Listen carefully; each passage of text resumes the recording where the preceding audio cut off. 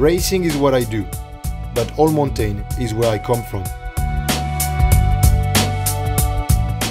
This is the landscape I ride every day. Rocks, roots, and some of the best trails in the world.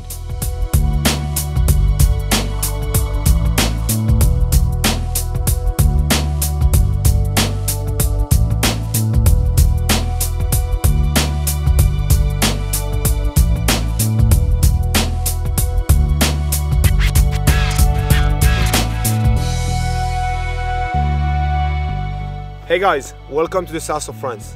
I am Fabien Bauer. We're gonna spend a bit of time talking about all mountain riding. We will try to cover as many aspects as we can. We're gonna talk about braking, cornering, pedaling efficiency while climbing, talk about equipment, bike setting, just to enjoy the flow of the trail a little bit more.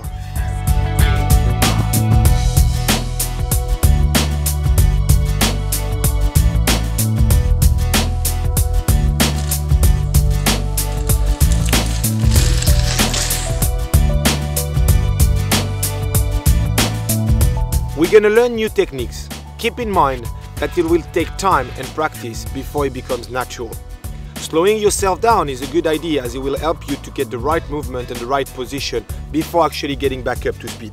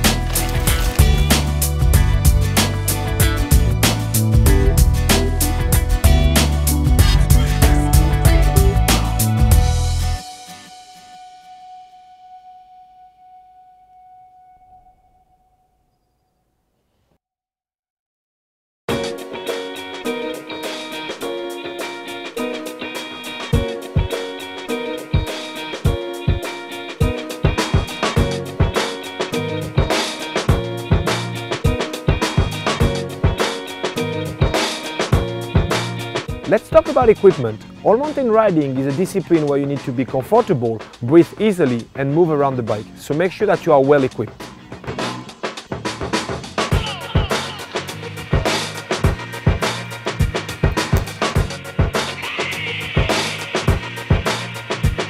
First of all, helmet is pretty important. For your everyday riding, you can have an open face helmet that will provide you a lot of fresh air.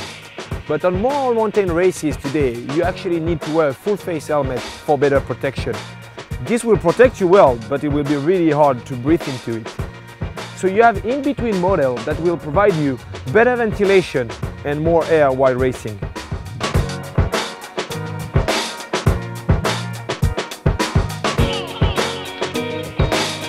All along the DVD, we're going to talk about vision. While riding, you can notice that a lot of debris are flying from the ground and from your front wheel into your eyes. You need to make sure that you are well protected by wearing glasses or goggles, just to be always aware of what's coming at you. Some people use knee pads and some people don't. In my case, I decided to use a very light model.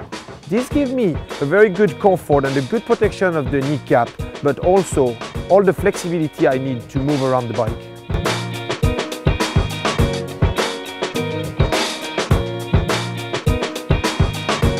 Shoes are a personal thing.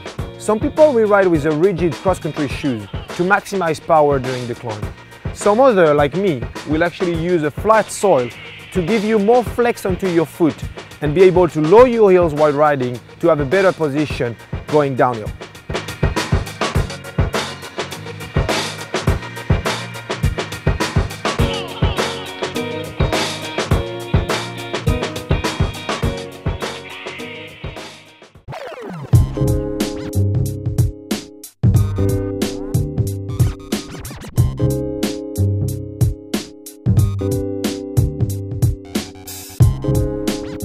Before we hit the trail, let's go through basic bike settings.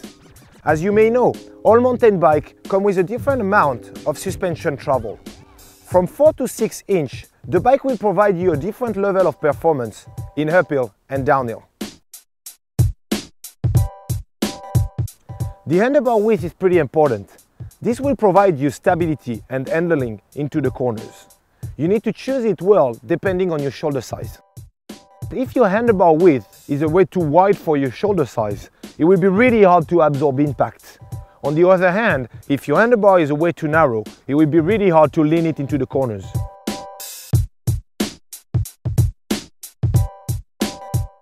The height of the handlebar is more relative to comfort.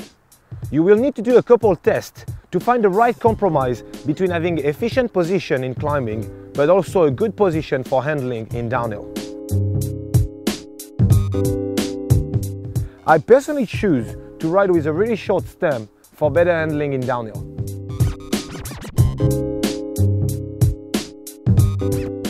The angle of your brake levers will have a lot bigger impact on your riding style than you may think. If your levers are set too low or too high, this will put too much stress onto your wrist. You need to make sure that you find the right compromise to find comfort, but also to better absorb impacts.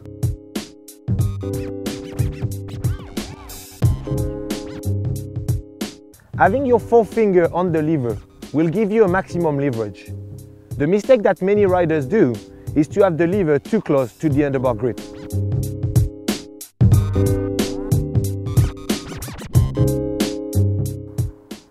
The most recent technology in all mountain riding is the telescopic seat post. You can have a perfect position while climbing and be able to easily and quickly drop your seat to have maximum movement on the bike in downhill. As bikes become better and the terrain we're riding rougher, losing our chain becomes an issue. Now that we have 10-speed gearing available, we have the possibility to ride a simple chainring with a chain guide. This will still provide you a wide range of gearing, but also provide you a good confidence to power yourself out of the corners. That's all the basic bike settings covered. Now let's go talk about riding.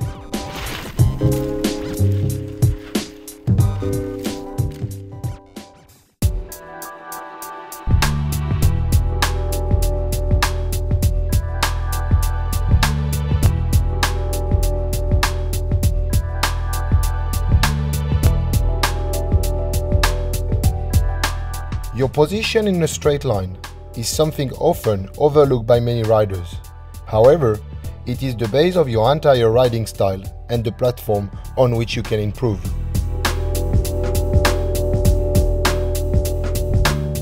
A straight line gives you the opportunity to relax. You need to have a comfortable position, but you also need to be ready to absorb the impacts that are coming ahead of you.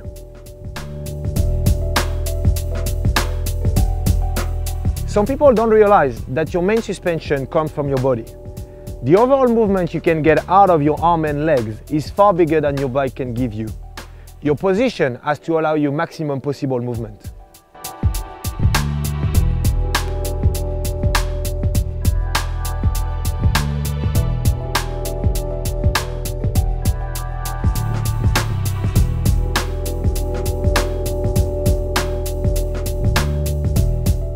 To give you a simple demonstration, if I stand on my bike, you can see that I have a really relaxed position. If I go on tippy toes, you can see that all my legs are tense. If I actually put my heels down, I have the whole amplitude from my ankle to absorb all the vibration and small impacts. All big impact will be absorbed by my knees and my overall leg, and I can see that I actually have the overall amplitude and movement of my body to absorb all big impacts coming at me.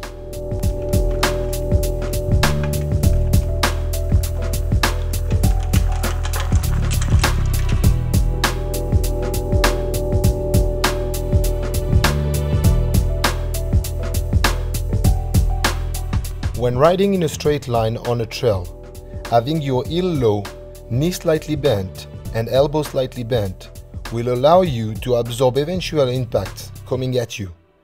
This position, if comfortable, will allow you to relax at fairly high speed. You can also see that my head is up, looking forward at the trail.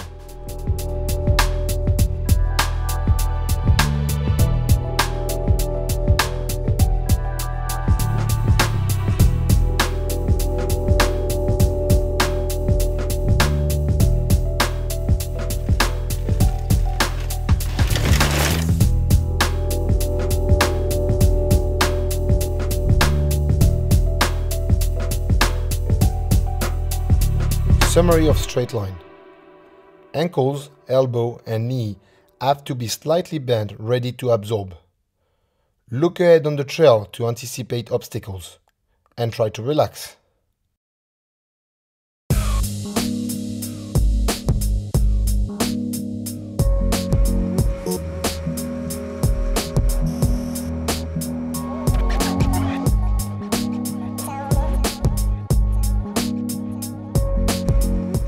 The skill of cornering is one of the most important techniques for any all-mountain rider. The ability to throw the bike around in between turns will increase the flow and speed on the trail. The objective when riding any corner is to gain maximum grip in order to increase the speed that you exit the turn.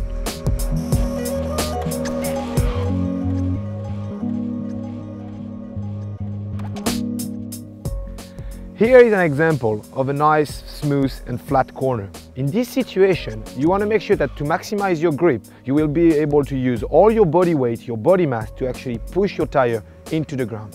For this, you need to make sure that you lean your bike but not your body to maximize the pressure.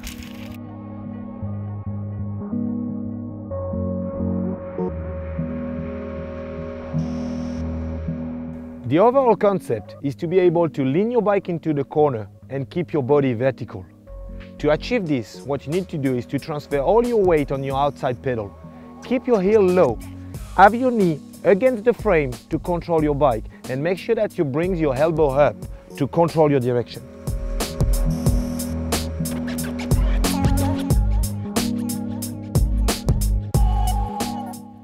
The mistake that many people make is to lean your body into the turn.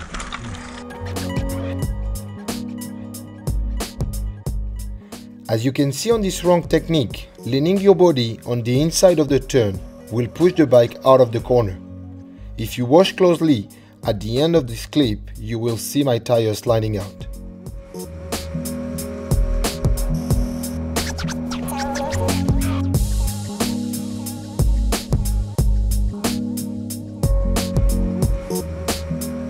The best way to ride most corners is to lean your bike into the turn to apply maximum pressure on the edge of your tires.